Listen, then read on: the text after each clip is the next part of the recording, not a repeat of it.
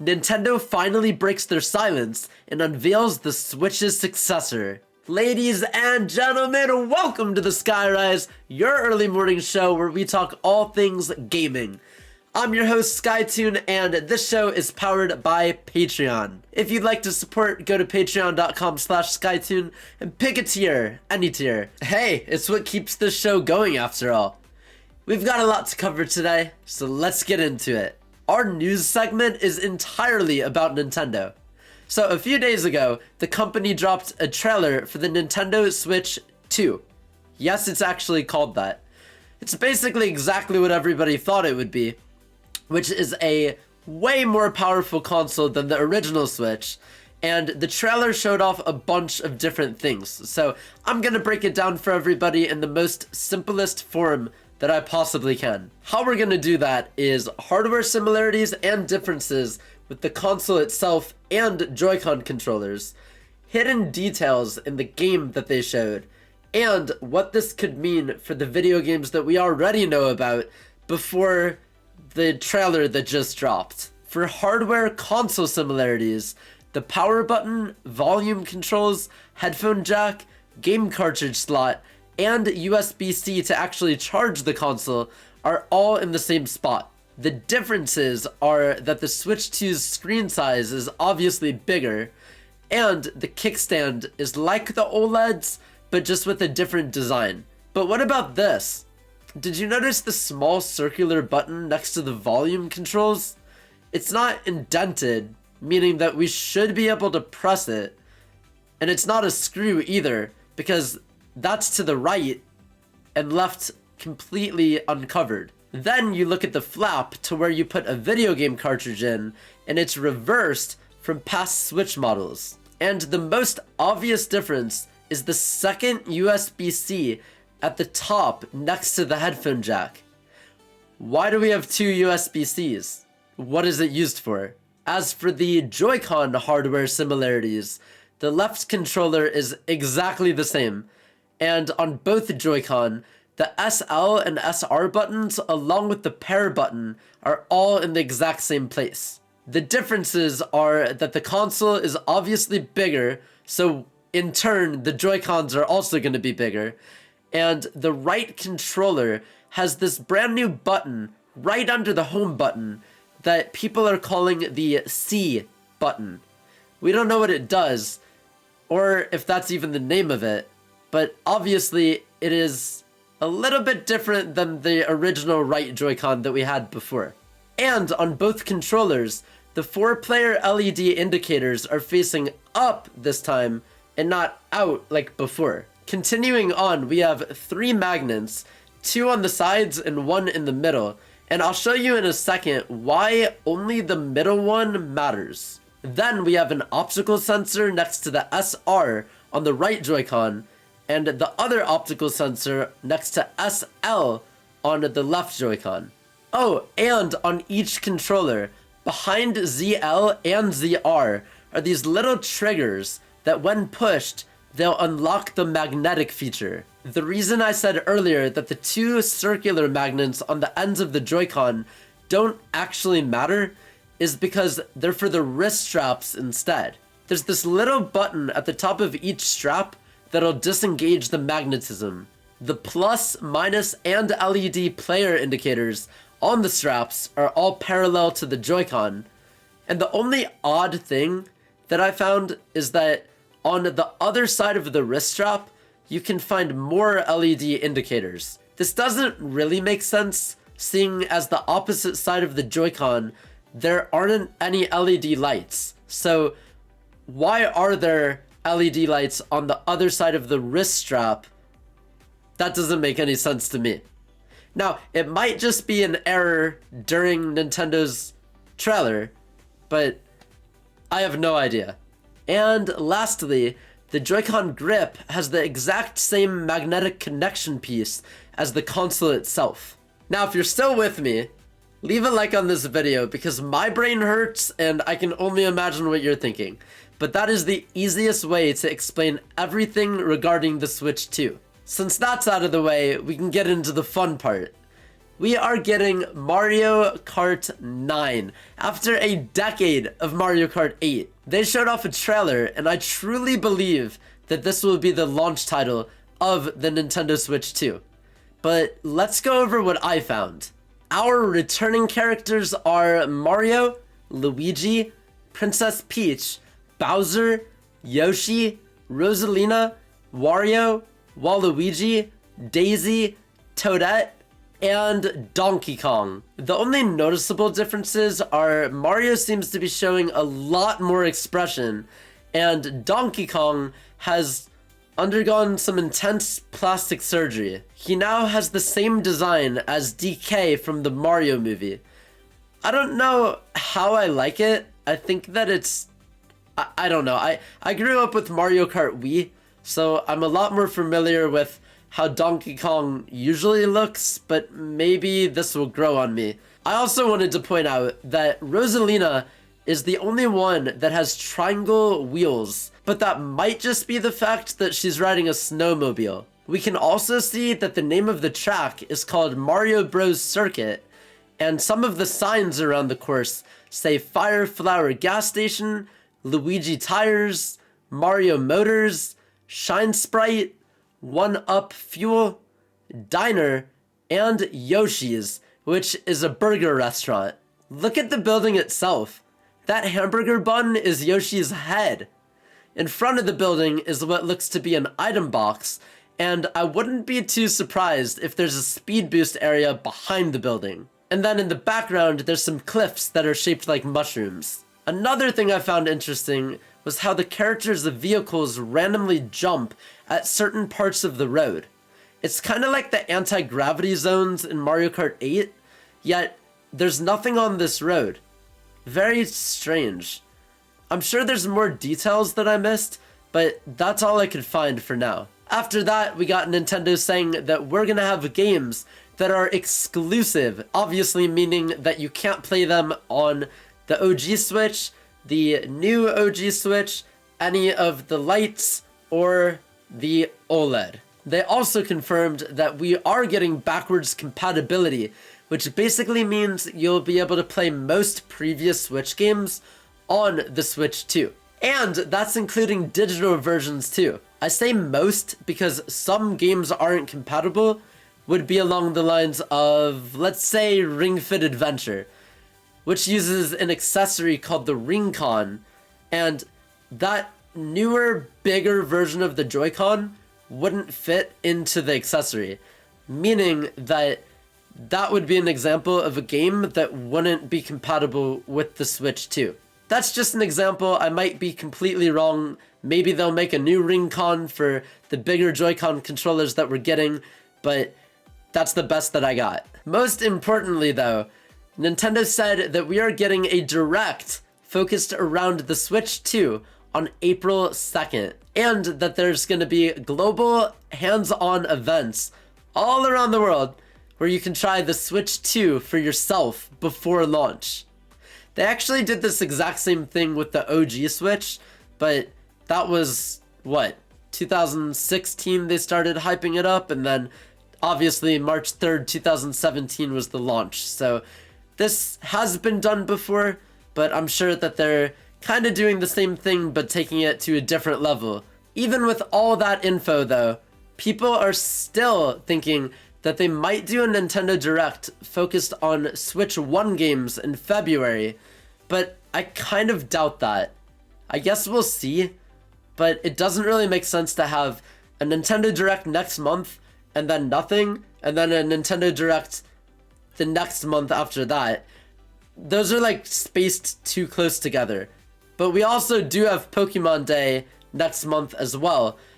So I guess anything's possible, but as I said, we're gonna have to just find out. And if anyone would like me to talk about what I personally think we'll see in Nintendo's Switch 2 Direct, let me know in the comments, and maybe I'll do that for a future episode. In the meantime, we do need to talk about the games that are already announced and how this April Direct could affect them. So I'll go off on a limb here and say that Donkey Kong Country Returns HD and Xenoblade Chronicles X Definitive Edition both released before April, so they're probably not going to be getting any exclusive versions to the Switch 2. Now, that doesn't mean that Pokemon Legends ZA or Metroid Prime 4 Beyond can't be exclusive titles to the Switch 2.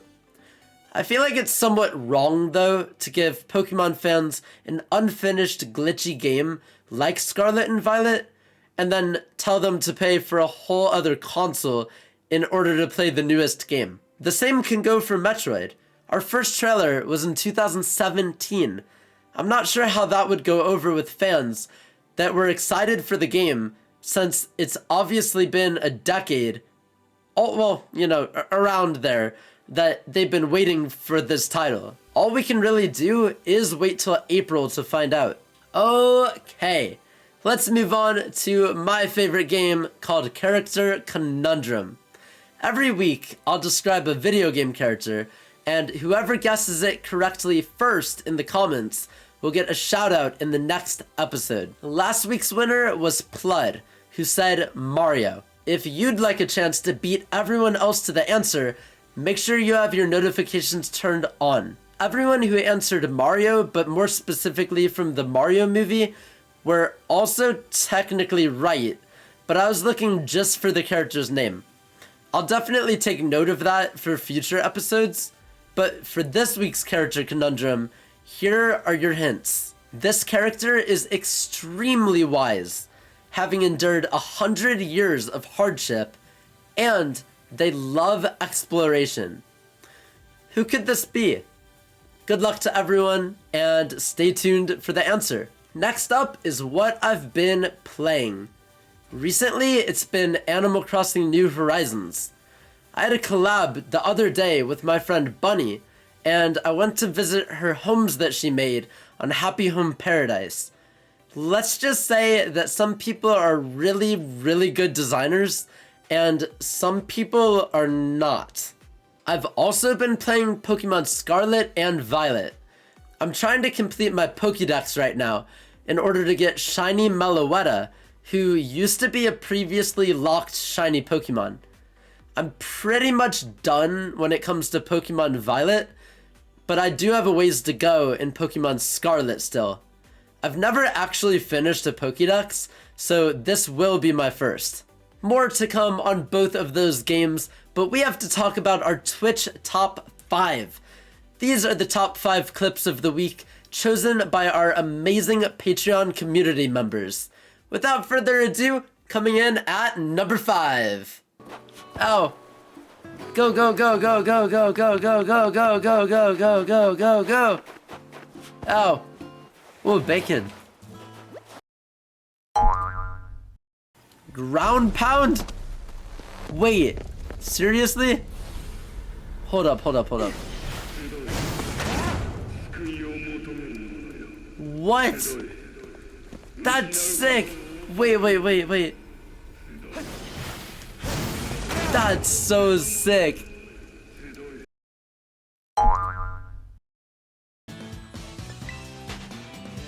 Oh my gosh! Wait! Shiny Psyduck! Hey yo! Right there, look! Oh my god! Oh my god! Oh my god! Oh my god! Oh my god! Oh my god! Oh my god! Oh my god! Do you want to do a normal island visit or no? I have nothing on my island, so no. It's gone. What if I give you 3 million bells?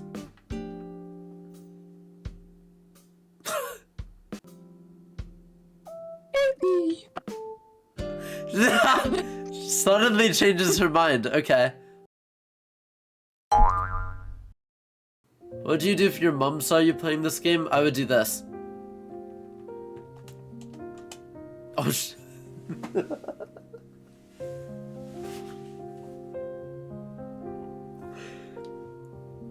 Sorry, Mom!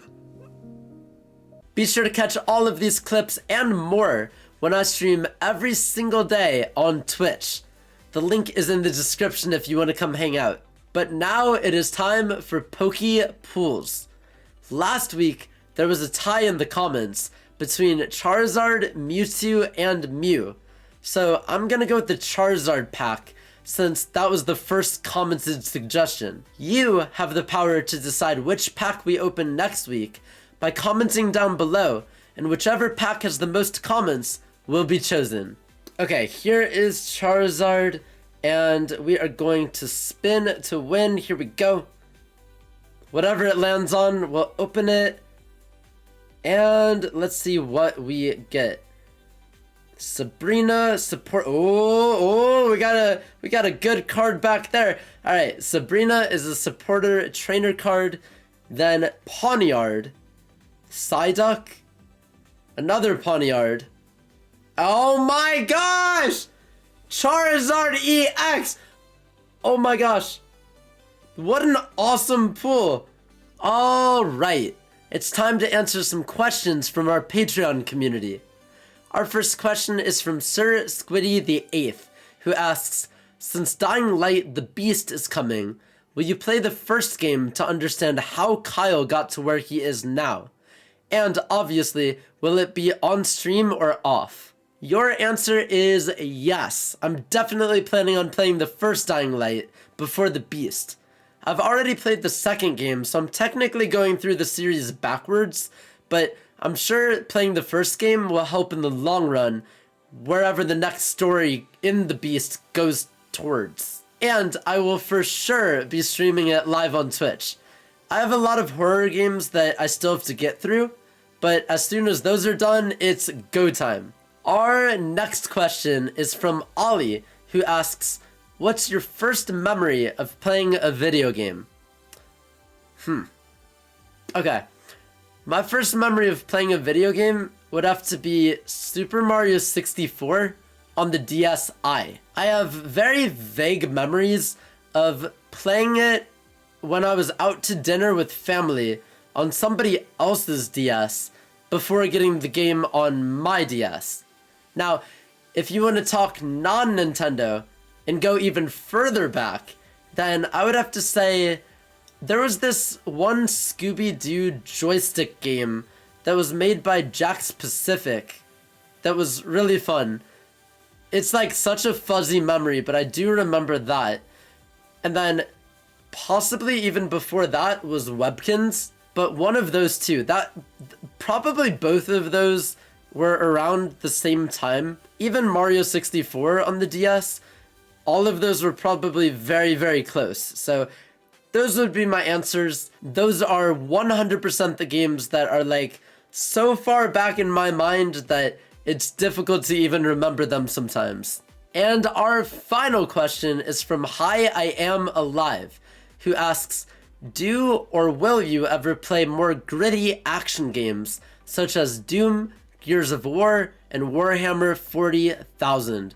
I asked what exactly a gritty game meant to them, and they said a darker color palette, not a real wholesome story with a good ending, or apocalypse/war vibes. This is probably the most difficult question I've ever been asked so far, but I would say, am I allowed to say Elden Ring?